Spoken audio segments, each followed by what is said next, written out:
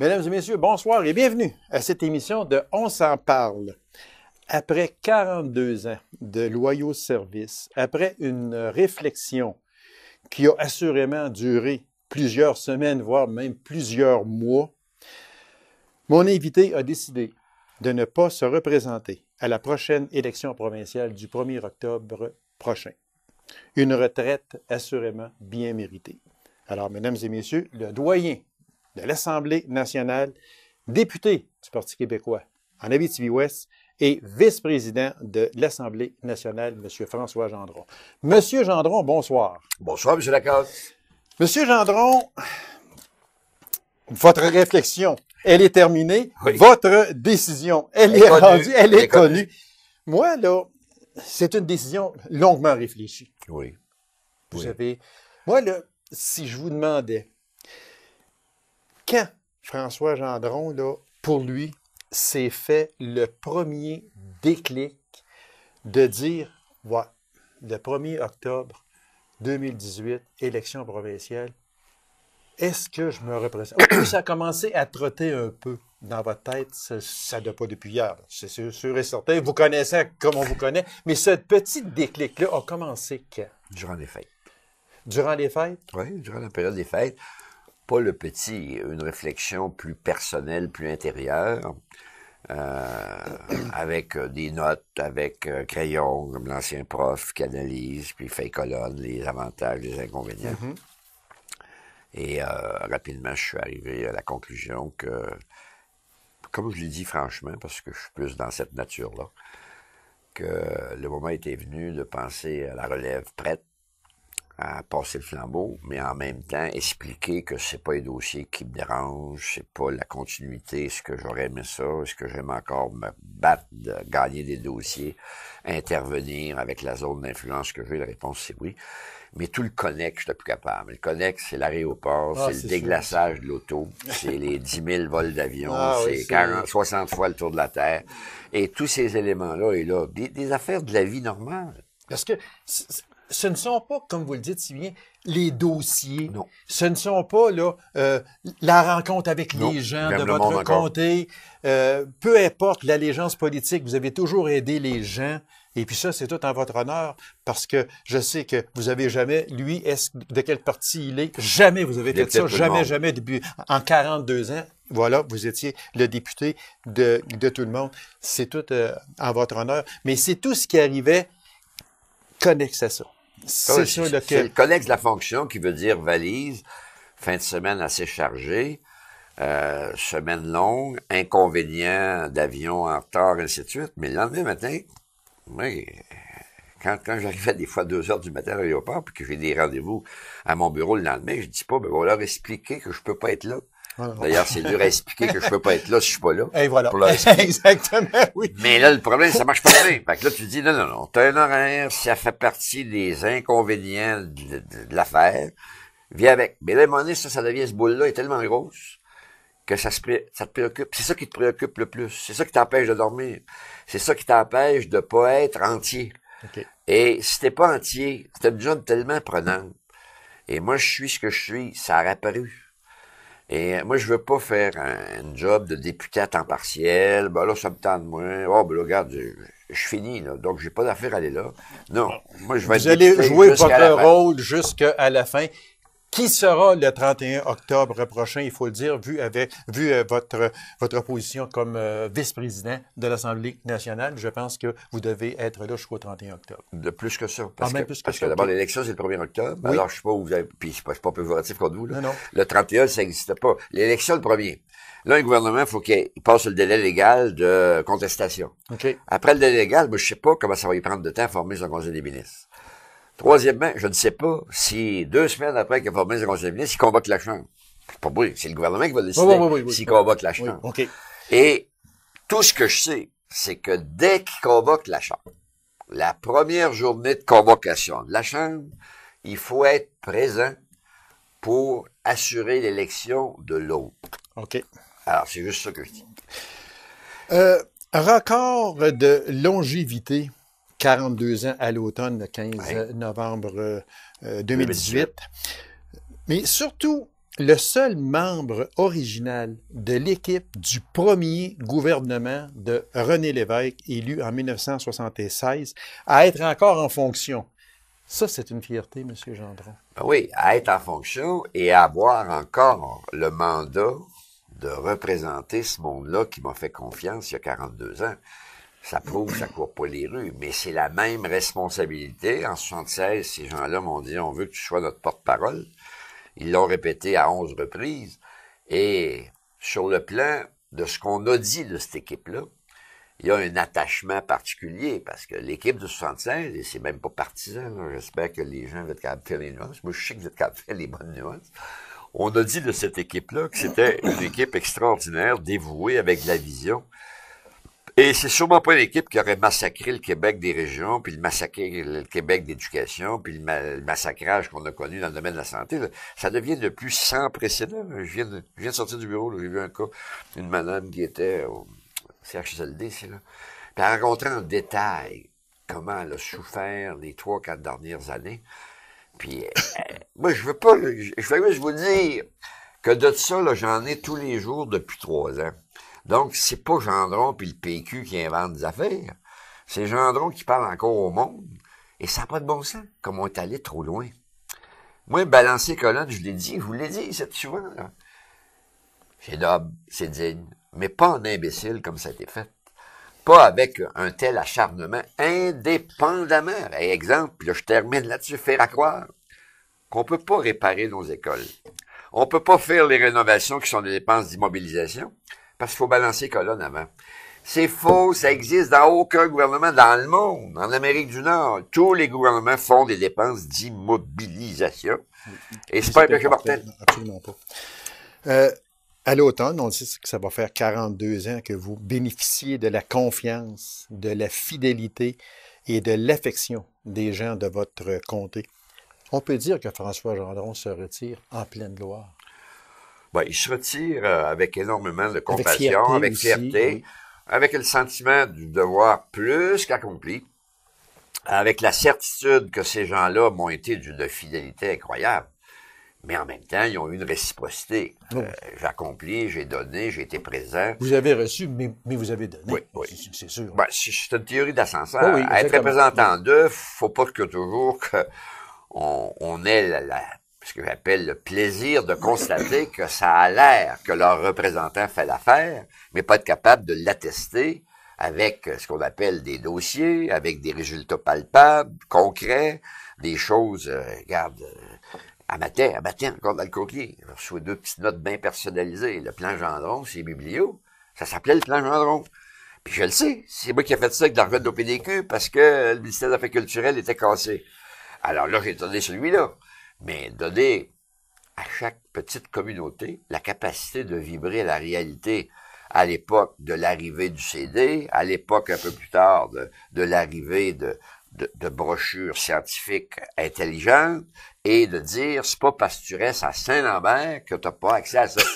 Voilà, alors ça a été vraiment quelque chose de moderne qui a ouvert la porte au savoir dans toutes les communautés rurales. Mais ça n'existait pas, ça. Monsieur Gendron, vous avez expliqué que tout ce qui gravite autour de la politique, c'est ça qui était rendu, là, je dirais pas un fardeau, mais ça devenait lourd. Lourd et pesant. Exactement. C'est donc dire que pour vous, à 74 ans, pour vous, c'était presque inimaginable de demander un autre mandat. Exact. Je trouvais que c'était pas sérieux. Et tu peux pas t'engager à 74 ans de dire, écoute, moi, je vais avoir la même intensité. Il y aura pas de ralentissement, il y aura pas si. Et quand tu sais qu'il y a une relève de prête et que la maison est en ordre, parce que quand j'ai parlé de la maison dans l'ordre, je parlais de la maison de mon comté. Oui. 1000 membres actifs, j'ai tout réussi mes campagnes de financement, merci à l'électorat qui m'a appuyé. Alors, quand la maison est en ordre, c'est le moment de dire, je ne sollicite pas. Mais là, j'en profite encore pour le redire, parce que j'arrive de la pharmacie. Juste avant de m'en aller ici, je passe de la pharmacie. Ça n'a pas de bon sens. Il était 7-8, là, l'accueil. Ah, ils m'ont tous quasiment, bon. Mais là, ils ont dit, vous n'êtes pas à la retraite. Ben non, je sors du bureau. Voilà, ça que je vais expliquer. Je serai à la retraite jusqu'à en 2019. Donc, 2018, c'est toute une année pleine d'action politique. Et à moins que je me trompe, on est en mars. Donc, en mars, on n'a pas fini l'année. Voilà, elle n'est pas finie. Donc, on va finir ça à la fin de l'automne prochain. On sera à votre service complet, juste, bien sûr, à condition que je garde la forme. Parce qu'il ne faut pas penser, là, justement, il faut pas penser qu'à partir de demain matin, M. Gendron ne sera plus à son bureau, etc. Non, non. Il va être à son bureau, Amos 2018 jusqu'au bout. Voilà. La SAF fonctionne, Amos fonctionne, Québec fonctionne. Monsieur Gendron, si on fait un tour d'horizon, un survol de cette carrière de 42 ans, dont 11 élections, c'est sûr que faire un survol, ça va être très léger. Ça va être léger parce qu'on pourra faire 3 heures facilement sur ça. Mais en 42 ans de carrière politique, comme député, comme ministre également, comme vice-président de l'Assemblée nationale, vous avez siégé aussi comme président de l'Assemblée nationale, vous avez été aussi chef intérimaire à un certain moment donné du Parti québécois. Moi, je vous demandais, de quoi êtes-vous le plus fier? Bon, le plus fier, d'abord, je l'ai dit, je le répète, le plus fier, c'est d'avoir eu la chance de rentrer au cabinet en 79 dans l'extraordinaire équipe et savoir que M. Lévesque me dit, j'ai besoin de vous au cabinet, comme ministre de la fonction publique, le bordel t'a pris, fonctionnaire en grève, professionnel en grève, puis c'est pas parce que j'étais péché de faire de grève de temps en temps, mais c'est sûr que pour moi, je trouvais la boule grosse. Puis Lévesque avait dit, vous connaissez ce monde-là, vous avez fait du syndicalisme enseignant, vous êtes capable de leur parler, vous les connaissez, et là, avoir l'accès au cabinet tous les mercredis, séance du Conseil des ministres, comme les autres, c'est vraiment le souvenir qui va perdurer le plus. Mais plus concrètement, quelque chose que j'ai amené ici, c'est l'usine de Vieux Jourdain. Oui, c'est ça. On va en parler dans une de vos grandes réalisations. Oui, parce que on peut le régler tout de suite, vous n'aurez pas besoin de le faire. Non, c'est bon. OK, allez-y. Non, plus qu'on est dessus. Oui, OK, allez-y. Bon, moi, j'ai Yves Bérubé, qui est ministre des Ressources naturelles, puis il est député de Matane. Et j'ai Pierre Debanin, qui est au fédéral, et il est aussi député de Matane, mais au fédéral. Oui.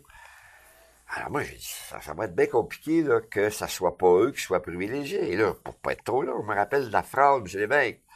Mais moi, j'avais commencé à parler de ce dossier-là à peu près à chaque Conseil des ministres. Parce que quand on commence un Conseil des ministres, là, on n'est pas tout de suite dans le cahier. On est dans les dossiers qu'on appelle situation politique. Et que ce soit les libéraux ou d'autres gouvernements, c'est toujours des pareils. Okay. Et là, c'est le temps de planter ton clou sur des dossiers majeurs. Mais pas pour prendre une décision dans l'heure qui suit. Pour dire, ben moi, monsieur Lévesque, là, j'aimerais bien ça, là, que vous considériez à mort que mon dossier prioritaire en Abitibi, Témiscamingue et dans le comté, c'est si jamais il y a un investissement public d'un ordre élevé, parce que il me semble que c'est 30 millions ou 25 qu'on avait donné, comme participation des fonds publics. Je suis allé de passer les vannes copeaux. Il y en avait 100 par jour. Qui s'en allait dans l'Outaouais, Kroger, à Trois-Rivières, Cap-de-la-Madeleine, bon. Partout aussi. Oui. Puis M. Lévesque de dire, et là, regardez bien la phrase, parce que je vous parle à vous, l'Abitibi ne pourra pas être toute sa vie un pourvoyeur de transformation de ses ressources ailleurs plutôt que chez eux. Donc, si on investit les fonds publics, donc vos taxes, chers contribuables, ça se peut bien que moi, je vous recommande de le faire en Abitibi, compte tenu que c'est la région forestière par excellence. Là, on s'est fait doubler par le Saguenay-Lac-Saint-Jean, qui est la première région forestière. On est la première région minière du Québec. On est la deuxième forestière du Québec. Mais on a déjà été la première région forestière du Québec. Et ça m'avait fait chaud au cœur. Mais là, tu sais pas à quel moment la phrase va se concrétiser. Voilà, mais quand la phrase s'est concrétisée, j'étais d'une très grande fierté, et il me semble, ça, puis Hydro-Québec-Baie-James. La direction Hydro-Québec-Baie-James amenait ça du boulevard d'Orchester à Rouyn-Noranda avec 800 emplois puis un édifice administratif d'envergure. C'est des dossiers majeurs. Tu peux pas les oublier. Le CHSLD, à Amos, à l'arrière de l'hôpital, tu peux pas l'oublier. Tout le monde disait, il peut pas l'avoir, là. Tu sais, non, parce qu'on était dans l'opposition, ça va arriver à côté. J'ai lu sur ça aussi, monsieur Gendron. Donc, vous avez accédé au Conseil des ministres par le ministère de la fonction publique? Oui, C'est 79. ça, OK, en 79, Ouais. par le Septembre ministère. 79. OK. Parce que vous avez eu plusieurs postes de ministre, lequel a été pour vous le plus valorisant, ou je pourrais peut-être, disons le mot valorisant, mais, ou celui que vous avez le plus aimé? Les deux que j'ai plus aimés, c'est ressources naturelles à 2 reprises Oui. et agriculture, pêche, alimentation. Là, vous étiez dans votre... Ah, j'étais dans mes cordes, là. dans Sur ma vos plaque, cordes. qu'on l'appelle. Oui. Bon, ressources naturelles, c'est pas compliqué. L'Abitibi-Témiscamingue est une région ressource. J'ai travaillé chez les Bienvenus pendant 8 ans comme étudiant. J'ai entendu parler toute ma vie de forêts-mines chez les avions, parce qu'à cause des nombreux déplacements, j'ai connu les Cossettes, les Perrons, les Brières, tous les usines, les Ayotte à Amos, Gontier à Dubé à Amos, Gontier à Landrienne. Parce qu'écoutez, on avait des séries dans chaque village. Dans chaque village, à un moment donné, Oh j'ai oui, connu ça. c'est sûr, oui. Il y en avait beaucoup. Et le boîtillage, l'énergie, Hydro-Québec, le gaz, le pétrole, t'es toujours dans l'industrie du tangible. Vous me connaissez un peu, je suis assez pratico-pratique. Je suis pas tellement d'allumage. J'ai rien contre d'autres vocations, mais moi, le concret, le palpable, le pratique, le tangible, ça m'a toujours plu. Agriculture, pêche et alimentation, j'ai adoré parce que c'est du monde vrai. Ils sont chialeux, puis c'est pas vous autres que je nomme individuellement, là. Vous faites votre travail de réclamer, puis vous faites bien, parce que souvent, l'agriculture est pas considérée au niveau de l'importance qu'elle a. Ben, qu'est-ce que c'est le grenier du Québec, l'agriculture, l'agroalimentaire, la transfo. Et, en passant, c'est le plus gros employeur. C'est pas l'aéronautique, c'est pas la fonction publique. Ouais, non, il y a 500 000 personnes dans le secteur de l'agroalimentaire. Voilà, exactement. Donc, on le dit pas assez. Et l'agriculture, c'est économique. Donc, tu fais partie des ministères à vocation économique. Voilà, exactement. Et pour avoir un panier de services qui a de l'allure, c'est normal d'avoir une économie florissante qui se développe et qui génère plus d'activités. Monsieur Gendron, vous avez eu à travailler avec plusieurs chefs, dont, entre autres, René Lévesque, Jacques Parizeau, Bernard Landry, et on pourrait en nommer beaucoup d'autres. Moi, si je vous demandais un nom, un nom à me donner avec lequel qui vous a le plus impressionné dans tous les chefs du Parti québécois avec qui vous avez travaillé? C'est bien, mais il y a une égalité. Je ne veux pas tricher, là.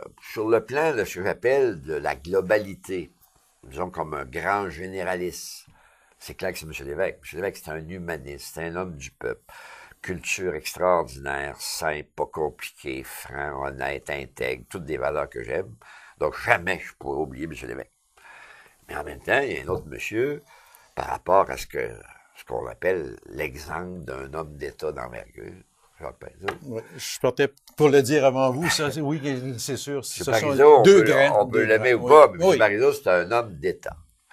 Et un homme d'État qui a l'envergure et la compréhension de c'est quoi la responsabilité du service civil au nom de l'État, M. Parizeau, il l'avait dans son ADN, il l'avait dans sa culture, il l'avait dans sa formation, il l'avait dans son historique, puis il l'avait même dans le costume. Voilà, exactement. Du côté de l'opposition, parce que vous avez aussi fait face à l'opposition, il y a eu aussi de grands chefs, on pourrait en nommer, puis je suis certain que même si vous étiez de ce côté-ci de l'Assemblée nationale, c'était pas tous des personnes contre vous ou il y a des personnes qui ont quand même fait de beaux dossiers de l'autre côté. Si je vous demandais un nom d'une personne, d'un chef de l'opposition qui vous a vraiment, disons, que vous avez admiré, tiens. Oui, M. Bourassa, il n'y a pas de cachette. M. Bourassa était un homme d'État. On pouvait avoir des divergences d'opinion. Oh oui, c'est sûr. M. Bourassa était nationaliste d'abord. Oui. Il était libéral, il a le droit. Mais il était très nationaliste, il était pro-Québec. Il y avait toujours des petites commandes quand il y avait des conférences fédérales provinciales. Et M. Bourassa avait de l'envergure, il avait beaucoup de respect des parlementaires. Gérard Deslévesque, il l'a fait d'une façon terrible, mais Gérard D. Lévesque, oui. Député de Bonaventure, avait aussi un gabarit d'État. Oui. M. Ryan, moi je peux pas, j'ai adoré M. Ryan. Bon, pas tellement comme chef d'opposition, mais M. Ryan a marqué l'histoire politique par son intégrité, par sa détermination et par son professionnalisme. M. Ryan est un professionnaliste consacré. Donc, c'est pas parce qu'on est dans l'opposition ou des adversaires politiques que je suis pas capable de reconnaître des hommes et des femmes. Et là, je parlais des hommes, mais Oui, Mme il y a aussi Bacon, oui, non, mais il y avait des exactement, femmes oui, aussi c'est d'envergure. sûr, c'est sûr. Mme Lavoie-Roux, Oui. à la santé, a fait un bon travail, ce que je me rappelle, même si, mais c'était une bonne mère supérieure, dans le sens propre Oui, du terme, exactement. légitime, Oui. avec une délicate attention. On dirait qu'elle comprenait ça, le patient. OK. Contrairement à ce qu'on vit aujourd'hui. Puis, quand on regarde aussi, si ma mémoire est fidèle, là, on va aller loin, là, mais la crise d'octobre 70, M. Bourassa était premier ministre. Oui, tout à Et fait. puis, si ma mémoire est fidèle, il avait 32 ou 33 ans. Oui. Puis il y avait des dossiers chauds là, Oh, dans oui. les mains énormément. Puis on a trouvé un peu tout le monde qui s'en était quand même assez bien sorti. Oui, de cette mais il a crise-là. joué sa responsabilité Oui, de voilà. chef d'État par rapport à ses principes, ses convictions, puis bravo. Tantôt, on a parlé d'un dossier auquel vous étiez vraiment fier, les fameux dossiers de Donahue, c'est ça? Oui, oui, Bon, l'usine de OK, Donahue, l'usine. Maintenant, le papier journal. si je vous demandais le dossier que vous avez pas été capable de mener à bon port, peu importe les raisons, mais que vous aviez entre les mains, puis que vous pouvez dire, non, lui, là, il me semble que je n'ai pas été capable, là, de le mener à bon port. Est-ce qu'il y en aurait un? Ben, il n'a pas juste ça. Ouais. Il y a quelques dossiers que... Je vais donner un exemple bien concret. Le choix des régions, la première politique de développement régional, en 83, et je l'ai cité lors de ma décision, et là, je ne l'ai pas emmené, mais je l'ai vu sur ma bibliothèque, tout ça. C'est Jean Ronde qui a fait cette politique-là, qui a mis du temps, puis a été bien reçue. Mais elle a été, ce que j'appelle, ratifiée dans l'éditeur officiel, connaissez les éditions du Québec, par le gouvernement libéral. Ça m'a fait de la peine que ça n'a pas été capable de le mener à terme dans les délais. Et j'avais mis tellement de moi-même là-dedans que j'aurais aimé le conclure. Politique énergétique, c'est M. Chevrette qui l'a rendu public, mais c'est François Gendron qui avait a fait le sommet sur l'énergie avec Alban Damour, marié à une Amossoise. Alban Damour qui était grand boss à Hydro-Québec, après M. Desjardins, mais c'est pas vrai, M. Non, mais j'allais l'appeler toujours M. Desjardins. Oui, c'est M. Voyons, aide-moi vite. Non, mais c'est pas grave. Mais tout le monde l'a compris, là. Celui de... Belland, M. Belland. M. Belland. Bon, on l'a eu. Bon, mais c'est la vie normale, dans la durée, M. Lacoste. Ou sinon, par définition, tu vas échapper des affaires. Tu as travaillé à bord, mais il arrive l'élection, il arrive les brefs. Puis là, le dossier est là. Les États se suivent, puis les gouvernements se succèdent. Monsieur Gendron, en 40 ans et plus de carrière politique, moi, si je vous demandais la différence dans la politique de vos 20 premières années versus la politique de vos 20 dernières années. 20 premières années, on se reporte à la fin des années 90. Oui. Puis là, on se reporte à la politique aujourd'hui. C'est quoi la différence entre les deux? Bon, les différences les plus marquantes, c'est l'arrivée des moyens de communication plus rapides, plus en continu, ce qu'on appelle la chaîne continue d'information qui est reprise des centaines de fois par jour. 2, moins de respect de l'élu. Un député, puis moi je veux pas de l'oriole puis de bon humain avant terme, mais un élu, dans les 20 premières années, était davantage respecté, considéré qu'il l'est aujourd'hui. Aujourd'hui, on dirait que le pouvoir s'est rapetissé, ratatiné, pour le vrai, autour du premier ministre, son cabinet et quelques ministres qu'on dit seniors. Autre point majeur, on a vraiment une politique nationale qui s'est recentrée sur des pôles. Et certains cas, 2 pôles, la métropole, la capitale. C'est malheureux. Je suis pas de ça là. Et revenons ici même en région. Il y a une tendance lourde de revouloir faire ce qui n'a pas d'allure, c'est-à-dire une centralisation abusive, plutôt que s'occuper des 5 unités territoriales.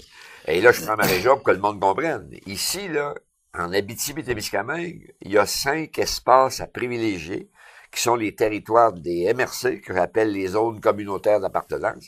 Et moi, je ne demande pas au monde d'aimer la MRC, c'est pas ça que je dis, là. Mais sur ce territoire-là, qu'on appelle Abitibi-Ouest, il y a moyen d'avoir ce qu'on appelle une orientation des services à dispenser en fonction du territoire. Autrement dit, le lien entre les services et le territoire, ça devrait être un mariage plus intégré. Et il faut avoir un gouvernement qui pense ça, plutôt que constamment gosser dans le territoire, puis avoir le sentiment qu'on est fragilisé dans le temps, puis on perd. Regardez ce qui est arrivé avec la police ici pour la MRC. Oui, exactement. On avait un commandant, on avait du monde. Là, on relève d'Amos. C'est ça. Puis, et regardez ce qui se passe au niveau des COM. Au niveau des COM, le seul endroit où le budget a été coupé sur le plan culturel, mon rallié à l'Outaouais. Oui. Et moi, je dis pas que la DG de l'Outaouais n'a pas de bon job. Je dis juste que ça n'a pas de bon sens. C'est ça, exactement. Avant ça, on avait quelqu'un... On pourrait le mettre ici. Puis, oui. Ce serait non. Il reste très peu de temps encore, M. Gendron, mais on va parler de votre après-carrière politique. Vos projets actuels. Ben, mon projet, c'est sûr que, comme je vais faire toute l'année 2018, ça va être encore difficile de mettre beaucoup de temps de réflexion sur ce que je veux faire après. Donc, il faut qu'il y ait un silence, là. Faut qu'il y ait une coupure. Une coupure, silence. Exactement, oui. Mais pas une coupure drastique, là, puis il n'y a plus rien qui me retient à 42 ans de carrière.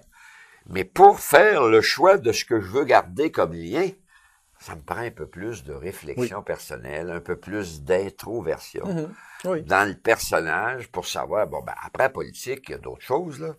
Mais la vie continue après la politique. Ah, je veux qu'elle continue. C'est ça, oui, exactement. Mais où tu veux t'impliquer, où tu veux être quelqu'un qui continue à apporter sa pierre, à poser sa pierre et contribuer à ce que j'appelle l'évolution d'une société avec la sagesse, entre guillemets, que la vie vous a donné à monsieur, il m'a donné. C'est ça. C'est clair qu'on peut pas être 42 ans, très intense, très actif, à un niveau important d'une société, et pas... Puis on coupe les ponts, et pas vouloir qu'on puisse continuer à donner quelque chose. Exactement. Alors, moi, il y a de la réflexion, puis mes projets, là, puis ça me fait rien que ça pourrait surprendre le monde. Je n'ai zéro, puis je le sais pas, puis où me pitcher. Mais tout ce que je veux, c'est que je veux faire quelque chose, je veux rester actif. Mais ça va aller en douceur. Oui. Cette coupure, un rythme moins fou. C'est ça, exactement. Moi, je veux pas tout être dans les valises, dans les avions. Mais vous allez rester près de la politique active? Oui, je vais continuer à suivre ça. Écoutez, c'est plus de la moitié de ma vie. Fait que je vois pas pourquoi que plus de la moitié de ma vie, je le balayerais du revers de la main. Vous avez presque fait un demi-siècle. Oui. Très vitement, il reste 2 minutes. La relève est-elle prête chez vous? Je crois que oui. Il y a des jeunes qui veulent l'assumer, des gens qui veulent s'impliquer, investir, et ça, je salue ça. Et je l'ai dit qu'une des raisons, ça relève. Mais je voudrais faire une phrase. Oui. Aujourd'hui, là, j'enregistre, c'est la journée de la femme. Oui, exactement, oui. Le 8 mars. Le 8 mars. Donc, moi, je veux vous dire, là, merci beaucoup, ces dames, parce que c'est clair que la société a progressé là-dessus, là, mais il faut continuer à faire plus. Et on avait un bon message aujourd'hui à vous dire. Mais regarde, vous allez le voir dans les communications puis tout ça, mais je tenais absolument, parce qu'on l'enregistre aujourd'hui. Oui, on l'enregistre aujourd'hui. Je n'ai jamais oublié l'importance de cet accompagnement féminin dans une société, parce que derrière chaque grand homme, on dit toujours quelqu'un qui se cache derrière nous, non? Et M. Gendron, juste en passant aussi, j'aimerais vous dire que aujourd'hui, à l'enregistrement de cette émission-là, nous avons de fait 42h30 d'entrevues, vous et moi, soit 85 émissions de 30 minutes, monsieur. Ben bravo, j'espère que ça vous a plu. L'important, c'est vous autres, le public. C'est des informations de nature publique, parce que j'étais un homme public, et merci encore de votre écoute et de votre attention. Monsieur Gendron, moi, je me fais le porte-parole de la population pour vous remercier de vos 42 ans au service de la population et votre dévouement pour les gens de votre comté et de la province en général. Alors, vous allez nous manquer, mais comme toute bonne chose a une fin, nous vous souhaitons une excellente et très belle retraite et surtout, reposez-vous. Vous le méritez amplement, M. Gendron. Je suis d'accord, je vous remercie. Belle considération. Voilà, M. Gendron, merci beaucoup. Puis, même si votre retraite sonne bientôt, mais on va se revoir, j'en suis persuadé. J'espère, parce que si la vie continue, on a des choses à vous dire encore. Merci beaucoup. Je veux rester un communicateur présent et actif. Merci beaucoup, M. Gendron. Merci. Alors, mesdames et messieurs, merci d'avoir été là. On se donne rendez-vous à une prochaine émission de On s'en parle. Au revoir et bonne semaine.